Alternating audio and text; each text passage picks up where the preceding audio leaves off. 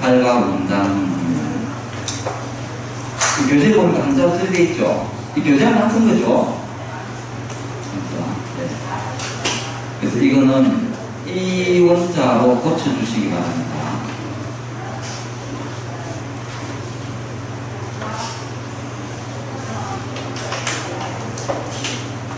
이 팔과 원당은 이 자체는 아까 전에도 이야기했다시피 우리나라의 통일신라 시대, 고려 시대까지는 주종을 이룬 게 팔과 원당행입니다. 팔과 원당행이고, 조선 시대에 들어오면 물론 석종행도 신라 시대 때부터 있었지만 조선 시대에 가장 많이 생긴 게 석종행입니다. 그 이유 중에 하나는 팔과 원당행이 통일신라 시대와 고려 시대에는 뭐였죠? 불교 국가였죠. 불교 국가였기 때문에 불교에 대한 신도들이 많아서 도시가 많이 들어왔어요. 도시가 많이 들어오다 보니까 사찰이 부유합니다. 그러면 이 부도탑을, 스님들의 부도탑을 만드는데 팔과 원당행이 굉장히 복잡해요. 조각도 많이 해야 되고, 파해야 되고, 또 이 시간도 오래 걸리고, 돈도 많이 들어갑니다. 그런데 석종행은 그냥 전체 돌덩이에서 종모양을 깎으면 되잖아요. 조금 좀 안타까운 이야기지만은 조선시대는 숭례가 둘이고, 석종행이 물론 고려에도 있었고 조선도 있었는데, 그때 석종행은 위에 할애해요. 위에 부분이 뭐 용을 만들어놨다든지 석종행 위에도 이렇게 상륜부에도 좀 할애해 놨는데, 조선시대의 석종행은 그냥 간단하게 해놓은 겁니다. 그런 차이가 있고, 자, 여기도 마찬가지로 아까 팔과 원당행처럼 밑에 이 방향에 지대석이 있고 그 밑에 받침석, 여기는 안상을 새기거나 또는 사자의 모양을 여기 새기기도 합니다. 하고, 그 다음에 이게 복년이 있어요. 복년에 기꽃을 이렇게 올려놓는 기꽃. 아까 석등에서도 기꽃이 고복행이 있었듯이 이렇게 하고, 그 밑에 여기에 이제 중대석이 여기까지 시작이 됩니다. 우리가 말한 기단부에 여기 앞면 위로 보는 꽃이고, 또 여기에 하나의 모양, 이게 이제 팔과 원당행이 굉장히 화려하게 많은 조각들이 들어가는 거죠. 거기다가 여기 화사석 중에 특징이 뭐냐면은 일반 탑의 탑신부와 마찬가지로 이게 뭐죠? 이게 문비라고 되어 있죠. 문모양, 문고리 모양. 우리가 그 쌍사가 있는 석등에도, 저 석탑에도 보면은 탑신부에 보면 문고리 모양을 해놨잖아요. 문고리 모양이 왜 있다 그랬죠? 제가 설명드릴 것 같은데, 집이죠, 집. 그게 들어간 집이라는 겁니다. 그렇게 여기서 이 문고리가 있는 이유는 이 안에 뭐가 있다는 겁니까? 사리가 모셔져 있다는 거예요. 집으로 본다는 거죠. 그래서 이게 문고리 모양으로 문비를 해놓고, 그 사이에 다른 데는 뭐가 있냐면 사청왕상이라는 그 색입니다. 그 조각이 우리가 봐도 굉장히 화려하죠. 그 다음에 위에다가 다시 낙수홈을, 여기 보면 낙수홈도 만들고, 그 다음에 여기 보면 옥계석에 보면 기와골이에요. 기와처럼 해놨어요. 그 교재에도 사실 나와 있을 텐데 기와골이고, 기와골 끝에 보면은 기와 끝 기와 이름을 뭐라 하죠? 막새라 그러죠. 막새, 암막새, 수막새. 그런 막새 모양까지 해놓고 그 밑에 동그랗게 또막 있어요. 이게 뭐냐면 석가래예요. 석가래 모양으로 해서 목조지붕 모양의 형태까지로 조각을 해서 이렇게 화려하게 해놨다. 이게 영거하상입니다. 영거하상의 부도는 팔과 원당행 부도 중에, 우리나라에 현존하는 팔과 원당행 부도 중에 가장 오래된 겁니다. 이게 일반형의 부도탑 중 가장 오래된 것이라면 진전사지 도유곡사라고 하지 않고 영거하상의 부도탑이다, 이렇게 우리가 이야기를 합니다. 그 다음에 이거는 누구냐? 이거는 적인선사. 적인선사라면 해철입니다. 해철. 부산성 문 중에 해철 들어보셨죠? 곡성의 태안상, 그죠? 독리산문, 그 적인선사라고요. 그것도 마찬가지예요. 여기에는 이제 아까 전에 꽃 모양이 아니라 사자예요. 사자가 이렇게 사자지혜를 나타내는 거니까 이 하대석의 사자의 모양, 받침석 위에 그리고 이게 중대석, 이 중간에 보면은 이게 안상을 새기고, 복년, 이 사사 위에 복년과 악년을 올려서 사자자와 연하사를 뜻합니다. 그 사이에 여기에 또 안에 이렇게 이 탑신 받침에 이렇게 만들어놓습니다. 이 가지를 기남부를 하고 여기서부터 탑신색이 나옵니다. 이거 마찬가지예요. 여기 지붕에 보면은 이 석가래 모양 다 나와있죠. 막새 모양 기와돌 이렇게 해서 위에다가 앙화에 보륜, 목에 보수까지 이렇게 해놓은 완벽한 팔각 원당형의 석탑이 부덕탑이 되겠습니다. 그 다음 여기에는 상봉사 철감선사. 철감선사는 누구죠? 사자상문. 상봉사 하면은 법품사에 있는 사자상문. 누굽니까? 도훈입니까? 도윤입니까? 예, 도윤이 되겠네요. 그죠? 철감선사. 예, 여기에 마찬가지 같은 모양입니다. 그래서 이러한 형태들이 있다. 예, 철감선사 탑에 보면 사자의 모양이 되어 있죠. 사자. 여기에 특징은 밑에 여기에 사자가 있는데 이 위에는 가르빈가가 있어요. 가르빈가. 이 뭐냐면 우리 가르빈가에 하면 이 상대석 위에다가 탑신석 바로 밑에 이렇게 뜨는 여러 가지로 꾸며놓는 겁니다. 가르빈가를 이렇게 다 해놓고 그 위에 이게 사천왕, 상각, 문비, 비천, 상 이런 것들을 다 새기다 놓는. 그래서 이런 석등들이 있다. 그 다음에 이제 아까 말씀드린 대로 석등의 종류, 부덕탑의 종류가 석종형입니다. 석종형. 자, 이거는 많이 어디 봤죠? 울산 태화사지의 12지신 부덕사리탑입니다. 아주 간단하게 되어 있죠. 태화사지에 공으로 되어 있고 이런 형태. 그 다음에 이건 금산사의 금강계단에 있는 금강계단에 있는 석종형인데 조선시대가 아니다 보니까 여기에는 같은 석종형이라도 위에 보면 9마리의 용, 그죠? 그 위에 이게 둘러져 있는 앙하의 앙화, 그죠? 모주, 보륜, 모주 이런 부분들을 하얗게 장식을 해놔요. 이게 금산사에 있는 거. 그럼 이거는 이제 실력사, 보제존자. 보제존자 하면 누굽니까? 보제존자. 네? 나온해건이죠. 나온해건이 실력사에서 입적을 해요. 실력사에서. 해양사에서 출발해가지고 밀양으로 가다가 밀양에 가는 중에 실력사에서 입적을 해서 나온해건의 부덕탑은 여기도 있고 또 어딥니까? 해양사에도 가면은 아까 전에 이야기했죠.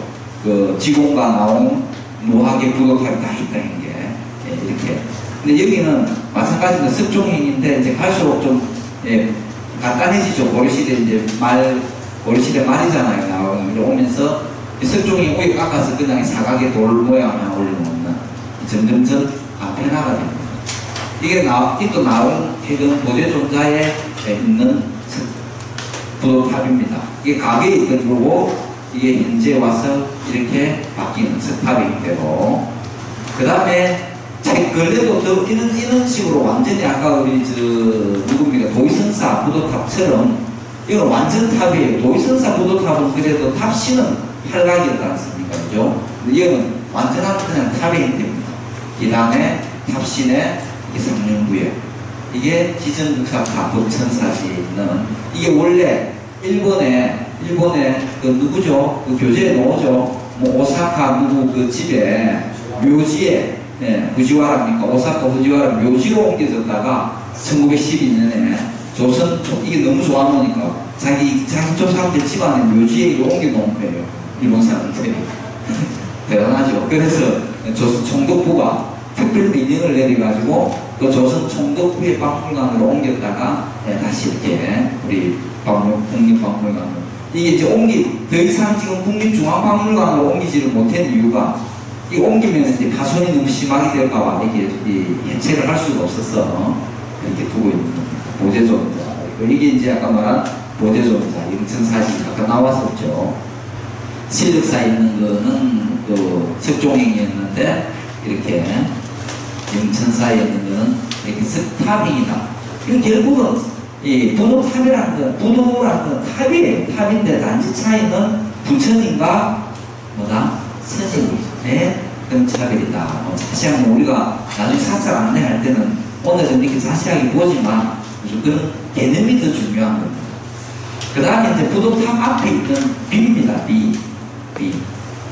이 비 어디에 있는 거죠? 탑 B는 뭐냐면 그 주인공, 부도탑에 들어있는 사기의 주인공의 행적을 적어 놓은 겁니다. 공적이나 행적을 적어 놓은 게 탑 B입니다. 이거는 진감선사. 진감선사가 어디에 있는 거죠? 쌍계사죠. 쌍계사가 범패죠, 범패. 진감선사가 중국에서 돌아올 때 범패를 가져와서 쌍계사 이것은 누가 이름이 뭡니까? 팔령루입니까? 팔령루. 왜 앞에 섬진강에서 물고기가 뛰어노는 모습을 보고 파름제를 의산을 만들어서 팔령루에서 범패를 가르쳤다. 그 진감선사죠. 840년대. 이거는 진감선사가 입적을 할 때 나는 나의 행적을 남기지 마라 해가지고 40년간인가 이렇게 하지 않다가 880년대에 와가지고 이 부도탑을 세우게 됩니다. 그 앞에 탑비입니다. 자, 탑비는 4가지 특징이 있어요. 그 교재에 나오죠. 처음에는 뭐냐면 이 기록은 역사적인 사실이잖아요. 있는 그대로를 적어 놓은 거거든요. 그렇게 역사에 우리가 사실적인 그 시대의 예술적 가치를 알 수가 있다는 겁니다. 첫 번째로. 두 번째는 제작 연대가 또 뚜렷하다는 겁니다. 몇 년도가 다 나와요. 제작 연대가 뚜렷해서 우리가 추정할 필요가 없이 탑비를 보면은 정확한 역사적 기록을 할 수 있다. 그 다음에 여기 새겨진 글이, 문맥이 하나의 예술 작품이, 문학 작품입니다. 그때 당시에 내놓으라 하는 분들이, 이거 누가 썼죠? 최치원이 썼어요. 최치원이 이 비문을 썼거든요. 그러한 문장가들이 이걸 썼기 때문에 이 문장 자체가 하나의 문학 작품이다. 이렇게 되는 거죠. 그리고 이 글을 새긴 사람, 이 문장을 쓴 사람도 있지만 글을 직접 쓴 사람들은 서예가의 입장에서 보면 그 글 자체가 명필이잖아요. 명필이니까 서예가 입장에서 또 하나의 작품이 되는 그러한 4가지 특징이 있습니다. 탑비는. 그래서 최치원이 쓴 탑비, 사산비명이라고 들어보셨습니까? 사산비명.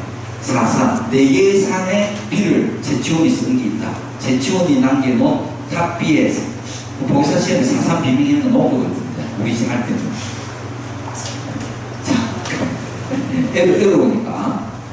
이게 이제, 탑비는, 이게 뭐죠? 이 용 이름이 뭐죠? 비흰 아시죠? 예, 물론 비석을 들고 있던 비흰이라 그죠? 어쨌든 이걸 기부라는 거예요. 거북이 진짜 써서 기부부. 이게 어떤 탑비에는 거북이 모양 기부가 없고 그냥 일반 장방형 방형에 돌로 그냥 육면체 있죠. 육면체를 올려놓은 거는 뭐라 했죠? 그 스님의 직급의 차이다. 예를 들어서 5품 이상, 정오품, 종오품 이상은 거북이를 놔두고 그 밑에 직급 6품, 7품, 8품, 우리가 9품까지 있잖아요. 그죠? 정1품부터 종1품, 정2품, 종2품 이렇게 해서 18품으로 나눴잖아요. 조선시대에. 그러니까 그 6품부터 9품까지는 이 거북이를 놔두는 것이 아니라 그냥 이렇게 왜 이게 그냥 돌입 아닙니까? 이런 식으로 우리가 어떤 탑이 보면 이렇게 되어 있습니다. 위에 비석이 씌어져 있어요. 비석이. 그거는 우리가 그렇게 보면 됩니다. 조금 직급이. 근데 절에서 입장에서 보면 이건 이제 유교적인 측면이지. 절에서는 높고 낮음이 둘이 아닌데, 그죠? 그렇게 우리가 보면 됩니다. 이 부분이 비신이라고 합니다. 비신. 이것도 3부분으로 나오거든요. 기부부, 비신부. 이걸 뭐라고 합니까? 위에 이수다. 우리가 영어로 하면 캡스톤. 예, 이 모형 부분이다. 이렇게. 자, 여기 보면 제액이라고 되어 있죠. 제액. 제액이 뭐죠? 제액. 이 제목을 짓는 곳입니다. 제목. 그 글의 제목이나 이 문장의 제목을 짓는 이 제액. 이게 제액이고, 이게 반용이라고 되어 있죠. 반용. 그죠? 이 반자예요. 이 반자 반용이. 맞습니까? 이게 설일반자거든요. 설일반.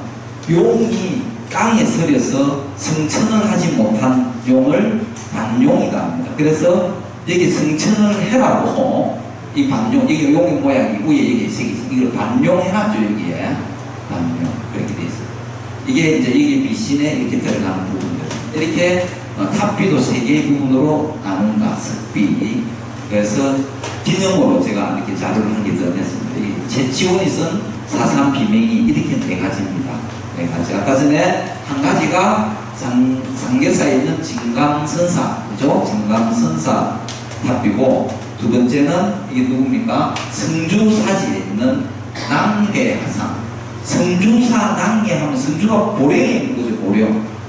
보령. 보령이 있는 성주산문이거든요. 낭해하상은 무형을 이야기합니다. 무형하상, 낭해. 이게 무형, 우리 구산 선문에 성주산문에 놓은 이 또 제치원이 쓴 것. 두 번째. 세 번째는 경주 순복사지의 초월산 대순복사비. 이것도, 이거는 근데, 다른 건 다 국보예요. 이것도 국보고, 진강선사비도 국보잖아요. 그죠? 국보인데, 이거는 왜 국보가 아니냐, 순복사는. 이게 소실이 돼가지고 새로 만든 거예요. 그래서 문화재에서 제외됐습니다. 그전에는 없어지고 소실이 돼가지고, 그래서 새로 지어놓은 것, 이건 얼마 안 됐습니다. 어찌됐든, 제치원의 글씨의 모양을 컴퓨터에 넣어서, 그런 형태를 이렇게 해가지고 했다고 하니까, 원봉하고 똑같이 복원을 했다고 합니다. 그렇게 보면 되겠고, 그 다음에, 문경동왕산 지정대사. 문경동왕산이 희양산문이죠. 희양산문. 범랑, 그죠? 범랑의 제자인, 여기가 도헌입니다. 아까 제가 도헌 이렇게 도윤이 보고는, 사자산문은 도윤이고, 지정대사는 도헌을 이야기합니다. 그래서 이 네 개가 사산 제치원의 사산 비명이다. 이렇게 해서, 오늘까지 해가지고, 이제 석조는 탑, 석금, 부도와 석비 네 가지를 했습니다. 네. 도저히 보면은 제치원 침해는 우리가 진강선사 대부분 탑비 부분에서 오로지 찾을 수 있나요? 네, 오로지는 사산 비명입니다. 그걸 오로지 그것만 찾을 수 있다라는 것은 잘못된 거고, 제치원의 사산 비명은 유명한 겁니다. 있어서. 이 석조 조형물에 대해서 다른 질문이 있습니까? 그래서 지금까지 이제 우리는 탑과 석등과, 그죠? 부도탑과 다 했었고, 돌로 된 거는 다 했습니다. 그 다음에 각각의 정각도 다 했고, 일주문부터 천왕문, 두리문, 정각 다 해서, 이제 다음 시간부터는 두 가지가 남아있어요. 남아있는 게 회화입니다. 불교 회화. 그러니까, 그림이죠. 백화. 네. 백화와 구불탱화. 그죠? 그래서 뭐 팔상도, 시무도, 그 외에 모든 어떤 변상도, 그런 부분 공부를 하고, 그 다음에 목조 건축물, 이렇게 해서 수업 일정이 마무리가 될 겁니다.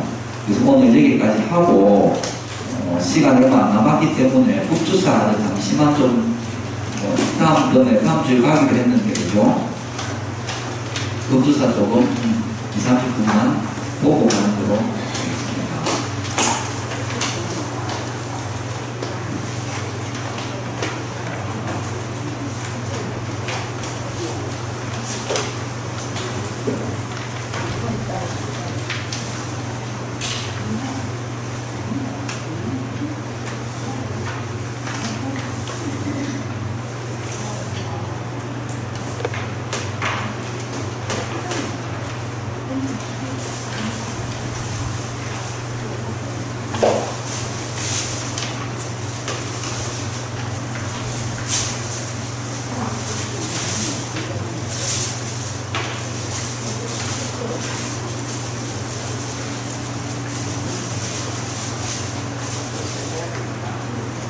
북조사는 많이 가보셨죠? 몇 교구본사죠? 5교구본사입니다. 법조사는 많이 가봤어요. 우리 뭐 금융팀에서도 갔었고, 보교사분들도 사단에서도 갔었고, 여러 가지로 갔는데, 자, 법주사 하면 이 법이 머무르는 곳입니다. 머무를 주자입니다. 그죠? 법주. 그래서 법이 머무르는 곳이다 해서, 오교사지만은 553년이죠. 진흥왕 14년, 553년에 의신조사라는 조사가 스님이 서출 인도에서 돌아올 때 나귀 등에다가 불교 경전을 싣고 와서 이곳에서 저를 참선을 했다. 그래서 경전이 가지고 와서 여기서 머물렀다. 경전이 법이니까. 그래서 법주사다라고 합니다. 553년에. 그래서 그 뒤에 간단하게 보면 법주사가 성덕왕 19년 720년에 한번 중창을 합니다. 그런데 법주사가 본격적으로 지금의 모양처럼 720년 법주사에 있는 모든 석조 조연물은 거의 다가 720년입니다. 사천왕, 석금, 상사다, 석금, 석연지, 희경보살, 돌로 된 건 그때, 돌로 된 건 파괴가 안 되니까, 그때 720년 성덕왕 19년에 만들어지는 것들 그대로 지금 남아있는 거예요. 그러다가 진표율사 아시죠? 진표율사는 뭐로 유명합니까? 진표율사가 하는 법회가 무슨 법회죠? 건강법사가 시조고 막 점을 쳐가지고 막대기 굴려서 네 전생이 뭐다, 네 전생이 어떤 악업을 지었다 설명 많이 했죠. 정찰법회죠. 정찰법회입니다. 그걸 다른 말로 목륜상법이다. 나무로 된 술에 나무를 팍 굴려가지고 네 전생에는 무슨 악업을 지어서 이 생에 이런 고통을 받고 있다. 그러니까 당신은 이러한 기도를 해라 해주고 이야기를 해주는 게 정찰법회입니다. 그것이 발달해서 법상종이 돼요. 법상종은 우리가 지금 원래 유식 배우죠. 그 유식이에요. 이게 법상종입니다. 그런데 진표율사가 뭘 먼저 창건을 했냐면 김제강 금산사이죠. 금산사를 766년에 거기 장육상을 모셨어요. 진표율사가. 장육상을 모셔놓고 거기서 정찰법회를 합니다. 진표율사가 참회하는 고행을 엄청 많이 했어요.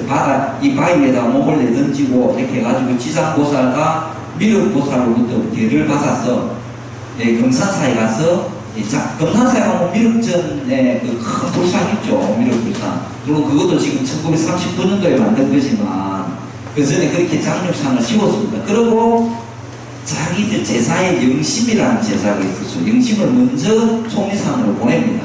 보내서 속리산에 가서 길상하가 아니고 그죠? 길상초하 있는 곳에 가서 거기서 법을 펴라 해가지고 553년 이후에 776년도에 영심이라는 제사가 먼저 와서 여기서 법을 펴나갑니다. 그러다가 이 진표율사가 와요. 오는데 진표율사가 이 마을로 들어올 때 그 설화가 있습니다. 알죠? 이 소들이 진표율사를 보고 소 달구질 끄는 소, 농부에 이렇게 가는 소들이 진표율사같이 나오니까 전부 무릎을 꿇고 그래서 소가 다 울었대요. 그래서 이 농부들이 의아해서 보니 그 진표율사가 오는 거죠. 그래서 진표율사가 지장보살과 미륵보살로부터 계급을 받아서 이 축생들도 이렇게 이 법사를 알아보는데 하물며 우리가 몰라서 되겠네 해가지고 그 농부들이 전부 머리를 깎고 진표율사를 따라서 제사가 되었다. 그래서 속세를 떠났다. 그래가지고 이름이 속리산이다. 속세를 떠났다. 그런데 이 속리라는 이름의 유래가 또 그런 의미도 있지만 최치원이 이 산에서 와서 보고 뭘 했냐면 이 안이비자를 써가지고 이게 속은 이속자잖아요. 그죠? 풍속할 때 속, 재속할 때. 그죠? 이 자는 떠나기자입니다.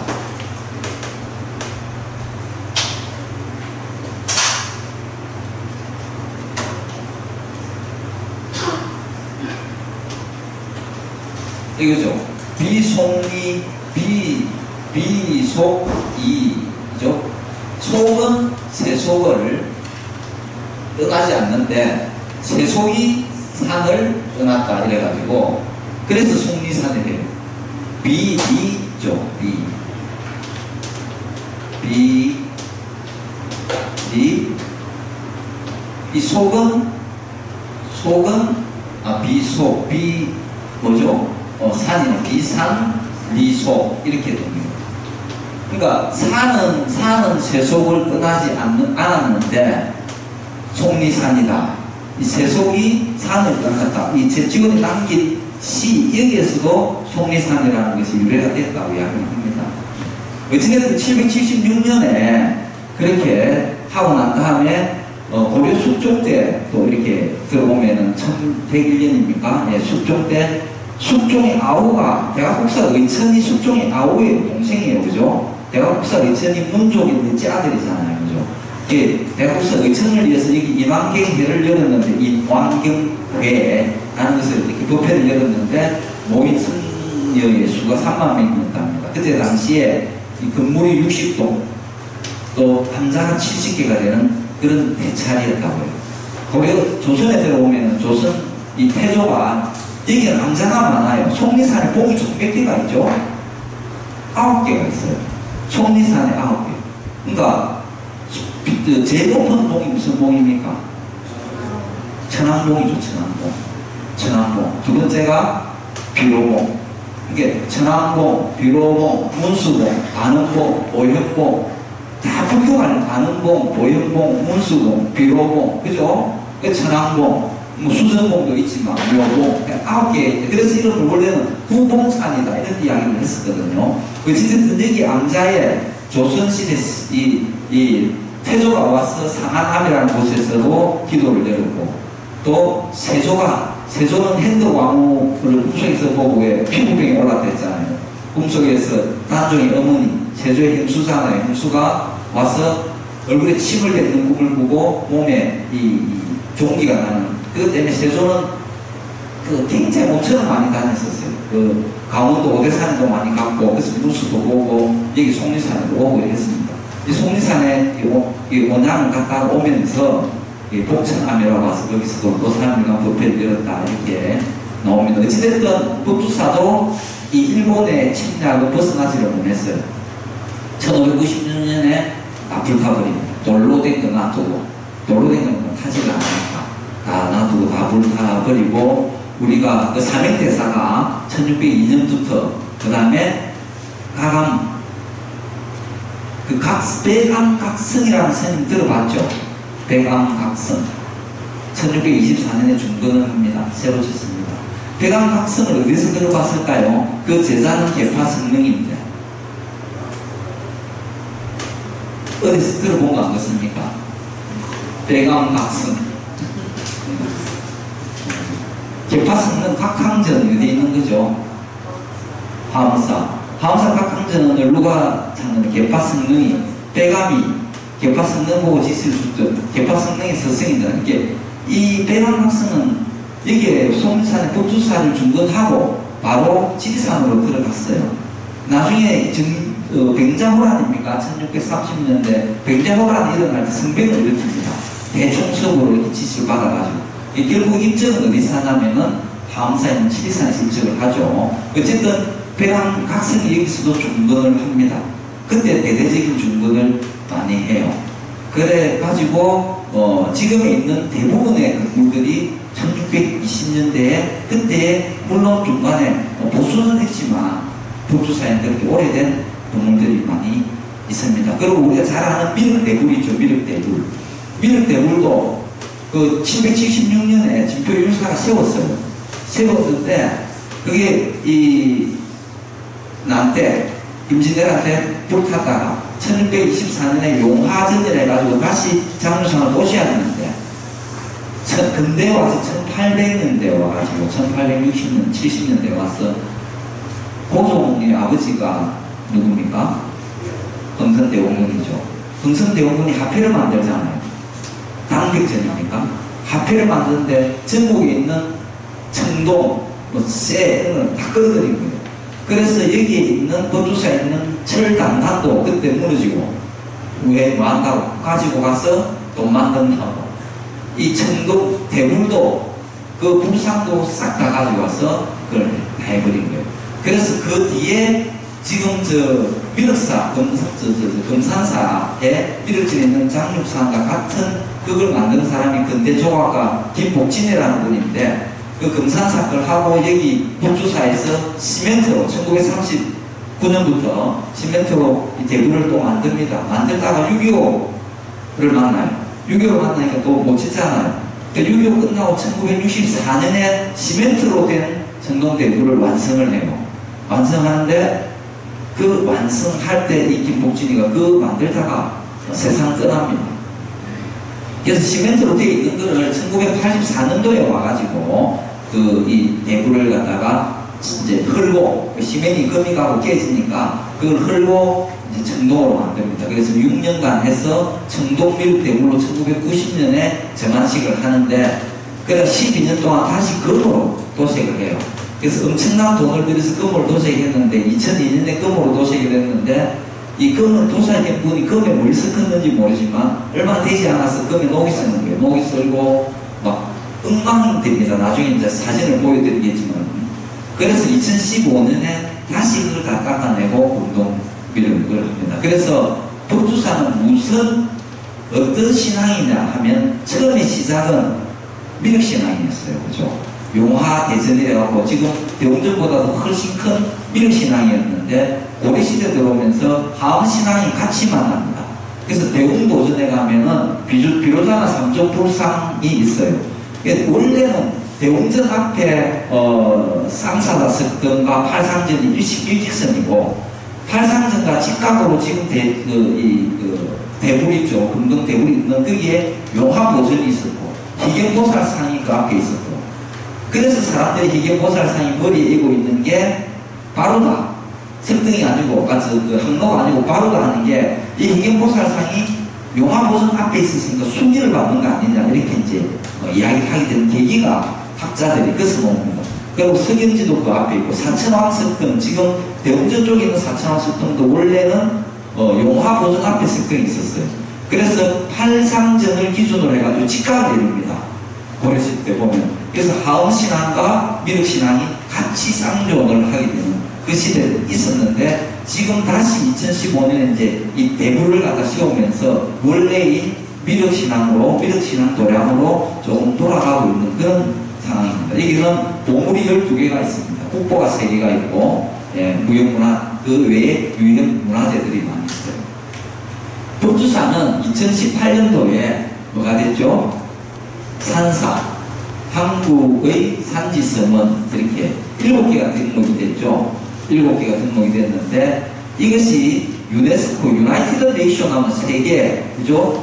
유네스코 할 때 UNE잖아요. 에듀케이션 교육 그죠? 사이언티픽 과학 교육 과학 앤드 컬처 교육과 과학과 문화 세계 이 조직위원회 유네스코입니다. 교육 관련된 거, 과학 관련된 거, 문화 관련된 거. 그래서 UNESCO 그죠? 이렇게 해서 유네스코다. 오가니제이션 해가지고 이 유네스코의 로고입니다. 로고고 이거는 세계유산의 로고예요. 이게 우리나라 산지성원의 세계유산 앞에 로고 이걸 다 붙입니다. 그죠? 세계 그 판전이라든지 우리 행사의 그 앞에도 돌에 보면 이 로고가 있어요. 그 다음에 이거는 무형문화유산. 무형은 알죠? 영산제 이런 거 무형이고 이거는 기록유산. 우리 팔만대장경이 기록유산이잖아요. 이런 표시를 합니다. 7개 산산 다 아시죠? 문구포인이 7개 산지섬은 안 물어보겠습니다.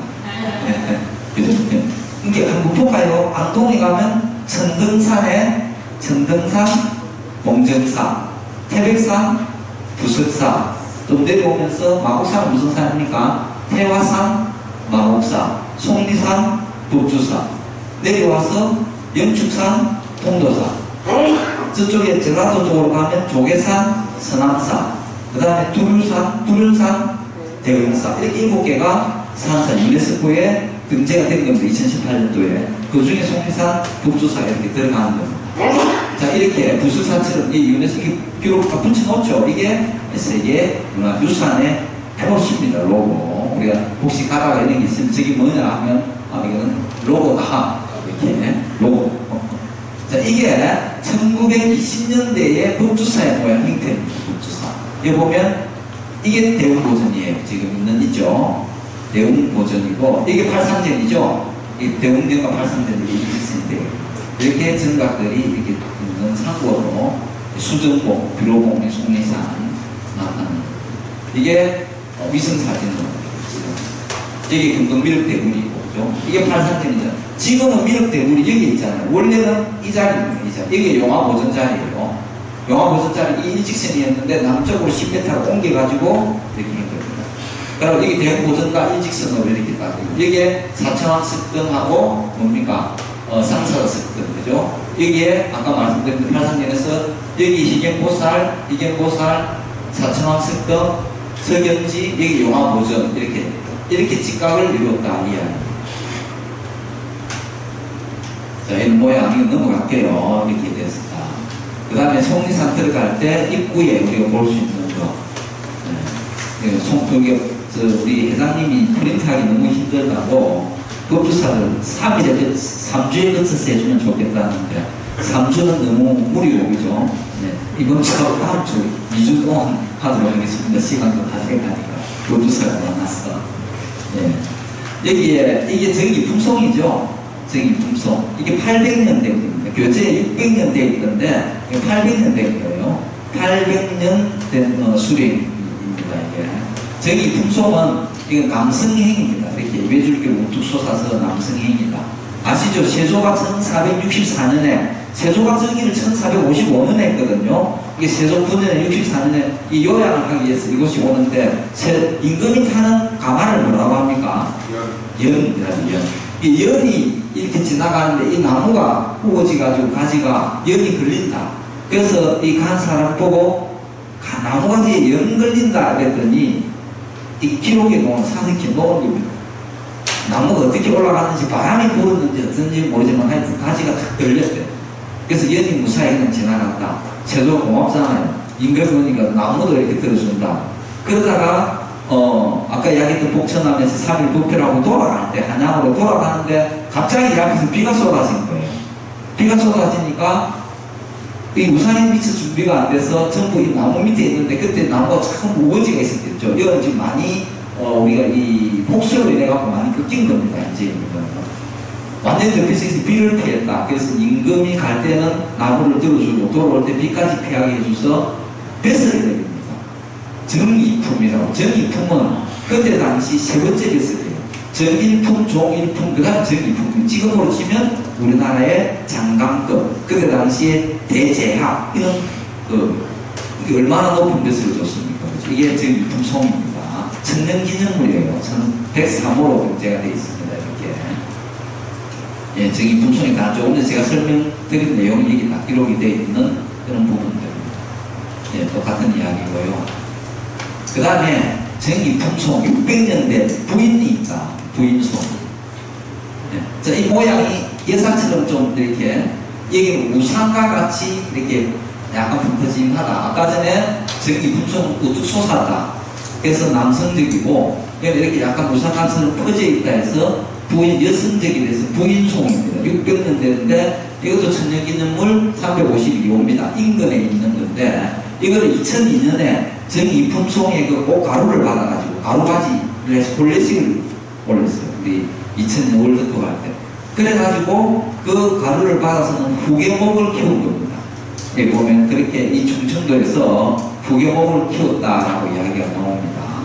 이게 하는 길에 있는 거라는 금소나무를 봤습니다. 자, 이게 일주문입니다. 그죠? 어느덧 일주문에 왔는데, 일주문에 보면 호서 제1가라고 되어 있습니다. 호서 하면 더 되죠, 호서. 왜 호수 모자를 썼을까요, 호서? 호수의 서쪽이다, 이 말이잖아요. 이때 사만시대부터 교재에도 있을 거예요. 사만시대부터 인공 호수가 있었어요. 제천에 어림지라고 있죠. 어림지 그 호수 인공으로 만든 호수 그 서쪽 그걸 중심으로 해서 서쪽을 호서다, 남쪽은 호남이다 이렇게 이야기합니다. 그래서 충청도가 거기에 서쪽에 해당이 돼서 이 충청도 내에서 제일 가는 잘합니다. 이 안에 물론 이쪽에 보면 속리산, 북주사라고 이쪽에 있습니다. 자, 일주문은 설명 안 해도 되겠죠? 일주는 다 아시죠? 한 마음입니다. 예, 속계와 불계, 징계를 경계하는 선을 지나서 가면 이런 보행길이 이쪽으로 가면 보행길이고 이쪽으로 가면 아스팔트 길입니다. 그런데 이쪽으로 가면 보지 못하는 게 뭐냐면 다들 이 보행길로 가죠. 못 보는 게 아스팔트 이 부도전을 못 봐요. 아스팔트 길로 가야 이 부도전이 있어요. 그래서 한 가지를 가지려면 한 가지를 포기해야 된다는 것은 여기서 이제 진리가 나오는 겁니다. 그죠? 이건 근데 좀 근대에 만들어진 부도전입니다. 부도나고 우리 공부했죠. 여기 보면 이 다 석종형이잖아요. 그죠? 석종형. 지금 근대에서 다 석종형으로 종 모양으로 이렇게 앞에 있는 게 뭡니까? 탑비죠. 탑비. 이거는 뭡니까? 팔각 원단형. 아까 공부했죠? 팔각 원단형, 석종형 모양이 그렇다는 겁니다. 이것도 팔각 원단형. 앞에 탑비가 다 있다. 부도공부. 이게 부도밭에 가면 그 다음에 걸어가다 보면 이게 나옵니다. 우리가 하마비는 봐도 이거 뭐죠? 화소비. 이 화소라는 거는 산불 예방을 하기 위해서 이 화재에 관련되어 있는 건 여기 모아서 다 불을 태운다는 겁니다. 근데 이 앞에 이 화소 뒷면에 보면 뭐가 있냐? 우리 지나갈 때 그냥 지나갈 수 있는데 이런 것도 다 의미가 있는 겁니다. 뒷면에는 이렇게 되어 있다. 이게 뭐죠? 네, 이 한쪽 면에는 화소, 그 뒤쪽 면에는 하마비. 하마는 몇 년도에 만들었죠? 최초가? 하마 만든 년도 혹시 기억하십니까? 하마는 올 때마다 말씀드립니다. 태종 몇 년? 태종 13년, 1413년. 그죠? 대소인은 하마. 모든 높은 사람이든 낮은 사람이든 다 이것은 내려라 하마비. 이 밑에 설명 보면 이거 같습니다. 산불 금지하는 비 화소. 그죠? 땔감 채취 금지하는 비 금량. 그죠? 이 다 그 교재에 있죠? 예, 이런 식으로 이렇게 하마, 승마 금지 이런 돌에다가 이렇게 제 앞에도 새겨 놓는데 이 화소라는 게 보기 드물죠. 이때까지 우리가 저 하마는 많이 봐도 그죠? 북주사에 이런 게 있다. 자, 그 다음에 입구에 가면 이제 우리가 세신교를 지나기 전에 이게 송리실기비각이라는 겁니다. 송리실기비각.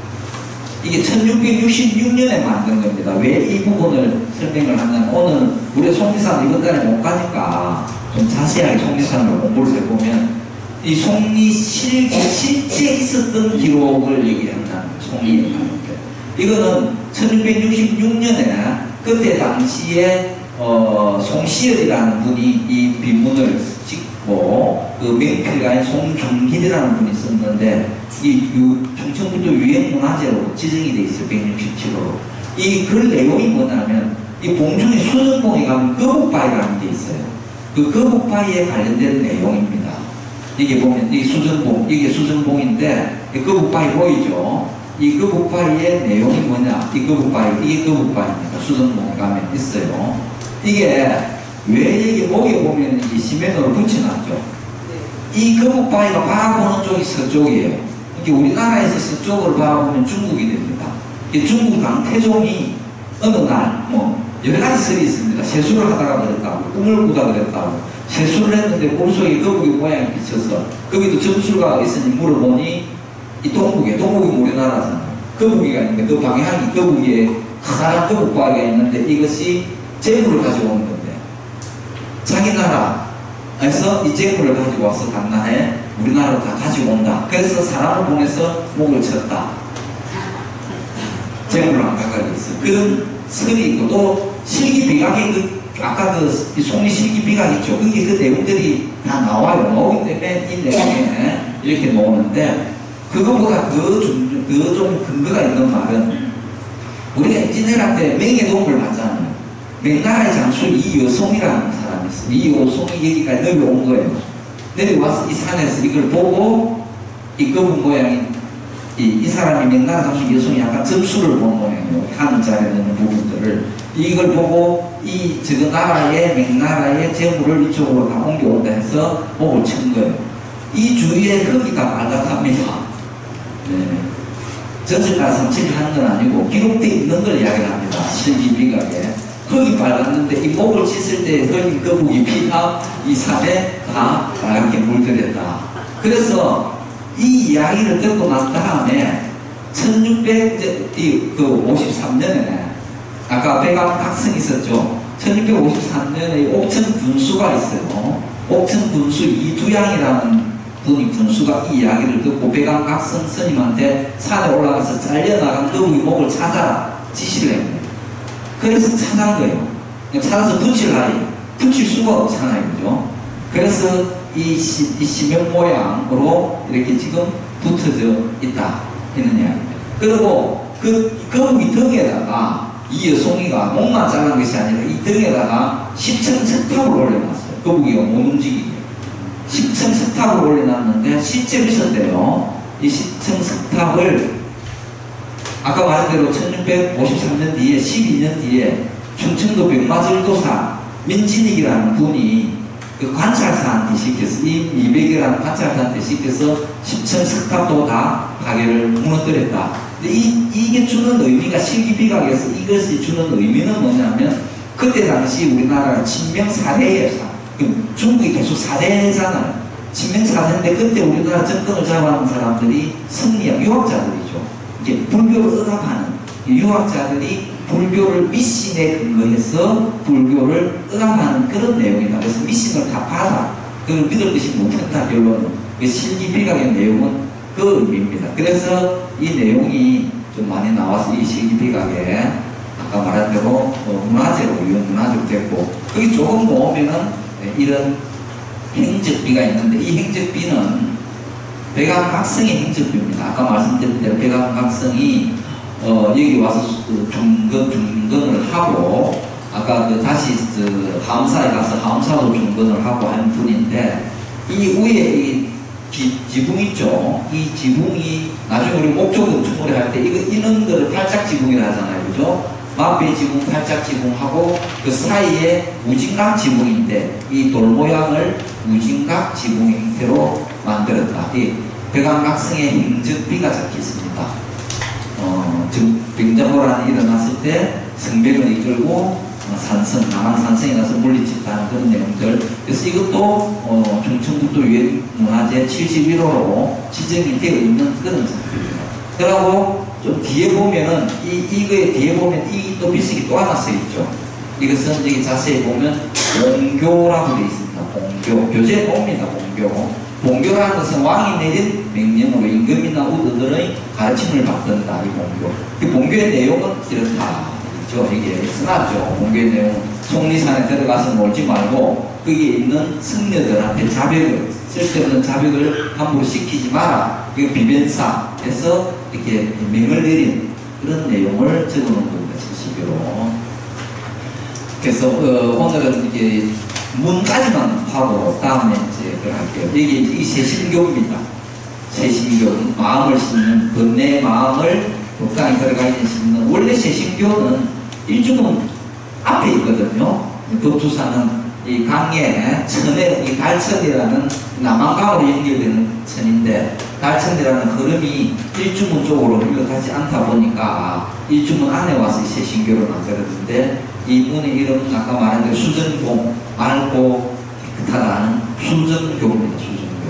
그리고 그 옆에 보면 이런 비석들이 써 있어요. 우리가 지나가다 보면 저런 거 뭐지 하는데 이것은 오시엔 사람의 뜻에 따라서 세워둔 겁니다.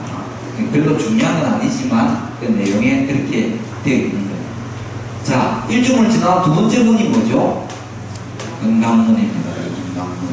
금강문이 여기 보면 정면 세 칸에 측면 두 칸에 다포개의 팔짝 지붕으로 금강문입니다. 금강문 안에는 이렇게 금강 역사 부분을 서로 마주보게 모시죠. 모시는데 자, 원래 우리 입을 벌리고 있으면 나라 영금강 이렇게 하고 입을 다물고 있으면 흥금강 밀적이라는 거예요. 이 두 분 다 입을 다물고 있어요. 충청도 사람들이 많이 없어가지고 여기 있는 금강 역사들도 입을 안 벌리는가 봐요. 그죠? 두 분 다 입을 다물고 있으면 어떻게 볼까? 그나마 약간 공격하려고 있는 자세, 이 나라 얘기입니다. 이 삼지창처럼 금강저에 보면 상고저, 오고저인데 있는데 이건이 밀적금강입니다. 밀적금강. 밀접근강 훈근강이죠. 비밀스러운 사적을 지키겠다. 부처님의 비밀스러운 사적을 다 자기가 이렇게 읽어내겠다, 해놨겠다는 거고, 이것은 나라 영근강 이미 도끼리에 100만 배나 된다 하는 자옥에 있는데, 그러면 그 옆에 장치들에 보면 또 이게 뭡니까? 항상 금강역사 옆에는 사자를 타고 있는 문수보살. 이게 이 보관을 쓰고 있으면 보살입니다. 보관을 쓰지 않고 동자의 모습인 문수동자이라지만, 이같이 보관을 쓰고 있을 때는 우리가 문수동자이라는 게 아니고 문수보살 이렇게 해야 되고, 여기는 코끼리를 타고 있어서 보현보살인데, 이 사자의 모양이 고개를 북강으로 향하고 있어요. 그건 정확합니다. 북강 쪽을 보고 있습니다. 그래서 북강으로 들어가라 가서 부처님의 법을 다 깨달았어. 그리고 이 코끼리는 문 밖을 보고 있습니다. 이 문 밖을 보는 겁니다. 문 밖에 가서 뭘 해라? 실천을 해라 라는 의미로 되어 있는 겁니다. 자, 이렇게 같이 이제 쌍으로 보면, 예, 문수와 나라영근강, 그죠? 원래 문수가 왼쪽이고, 지난 시간에도 그랬지만, 원래 문수 보살이 왼쪽이면 밀접근강이 오거든요. 예, 이렇게. 근데 지난번 우리가 무슨 적었죠? 지난번에 직지사 때도 마찬가지로 이 문수와 나라영근강을 이렇게 배치게 됐더라고요. 그래서 이 부분은 조금 검토를 해야 됩니다. 우리가 좌우를 따질 때 문수가 왼쪽이고 보현이 오른쪽이에요. 그리고 밀접근강이 왼쪽이고 나라영근강이 오른쪽으로 이렇게 놓거든요. 이것도 보면 사실은 문수가 있으면 여기에 밀적이 나와야 되는 거예요. 근데 이 나라영근강으로 이렇게 놓으셔놨다. 그 다음에 여기 보현 옆에 이렇게 밀접근강을, 이 방향이 교리상의 방향하고 좀 맞지는 않습니다. 그걸 우리가 알고 있어야 되고, 천왕문, 우리나라에 있는 천왕문 중에서 가장 큰 천왕문입니다. 천왕문이 정면 5칸에 측면 3칸이에요. 이게 천왕문이지만 유형문화재, 충청북도 유형문화재 46호로 지정이 되어 있습니다. 이게 원래 553년에 의신조사가 만들 때 천왕문이 있었어요. 있었는데 776년에 성덕왕, 그죠? 해공왕 12년이죠. 해공왕 12년 때 진표율사가 다시 중창을 했고, 그러고 임진왜란에 불탔다가 1624년에 배강 박성 스님 때 다시 또 세웠다가 지금 있는 거는 1972년에 다시 중수를 한 겁니다. 천왕문이. 여기 보면 사천왕상. 이 사천왕상이 주로 보면 우리가 천왕 중에 좀 앉아있는 천왕들이 많잖아요. 밑에 보면 생명자라죠. 생명자인데 이건 좀 써가 있는데, 우리나라에 있는 사천왕상 중에 제일 큽니다. 사천왕 모신상 중에. 이 법주산 우리나라에 있는 불상 중에 제일 큰 게 많아요. 나중에 대웅고전에 있는 비효자나 삼중불상도 우리나라에 있는 소수불상 중에 제일 큰 거거든요. 나중에 이 사천왕상도 제일 큰데, 지금 이 상은 천왕문 1972년에 중수할 때 이게 조선을 한 겁니다. 1972년에. 이게 동방 지국천왕, 그죠? 네, 동쪽을 지킨다. 남방 정장천왕. 네, 사천왕 공부를 다 했기 때문에 넘어갈게요. 이게 서방 강목천왕, 용과 여주를 들고 있고, 탑과 이렇게 성시창을 들고 있는 북방 방문천왕입니다. 여기 단간지주입니다.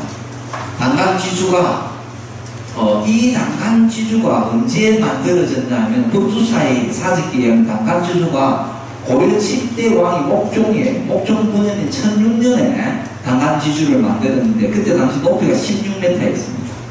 그런데 그게 잘 유지되어 오다가 아까 말씀드린 대로 1866년이죠. 보성 3년에 단백질 돈을 만든다고 이것까지 다 흘러간 거예요. 그래서 건물이 졌습니다.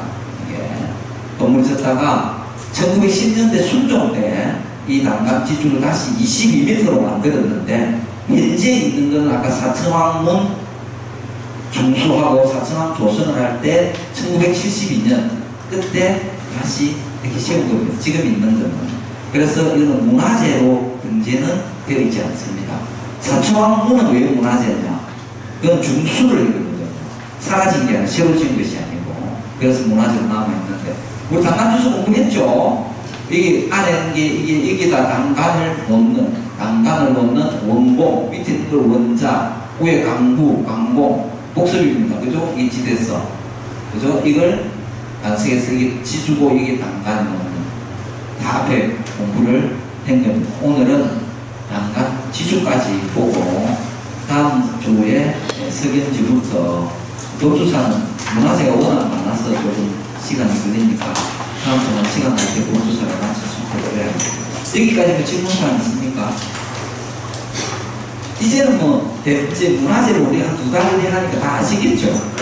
네, 다 알아가지고 뭐, 들으면 하나 이야기하면 되게 아시고 그죠? 우리 조순정 고객사님 네,